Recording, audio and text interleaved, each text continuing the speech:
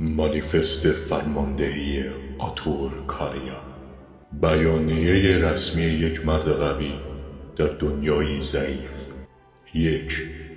من برای چه کسانی می جنگم؟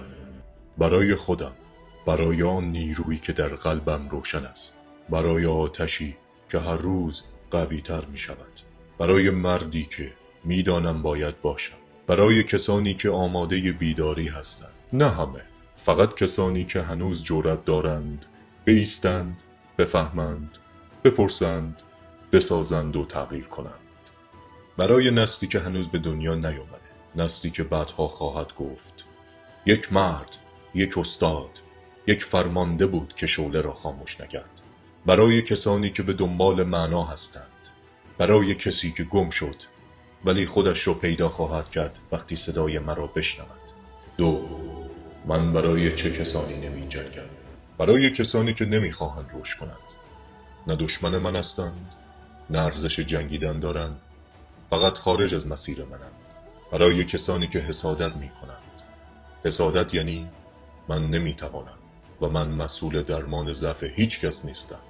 برای کسانی که نمی بینند.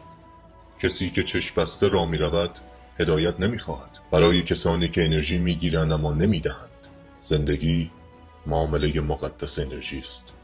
من انرژیم رو به کسی نمی دهم که قدرش را نمی داند. 3. حقیقت راه من. راه من راه اکثریت نیست. راه من اندک است. راه من انتخاب شده هاست. راه من آتش است، نه خاکستر. من با حضور آموزش می دهم. بدنم کتاب است. حرکتم پیام است. فلسفه‌ام نقشه است و حضورم کلاس درس. من تنهایی رو به پچپچه های گله ترجیح می دهم. رهبران همیشه تنها شروع می کنند. گله همیشه دیر می فهمد و همیشه غلط. من تغییر نمی کنم چون دیگران نمی فهمند. اینها مشکل من نیست. اینها مشکل جهان است.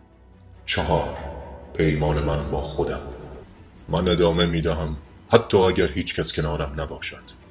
من می سازم حتی اگر کسی تشویق نکند. من می جنگم حتی اگر هیچ دستی بالا نرود. من رشد می کنم حتی وقتی جهان سقوط کند. 5.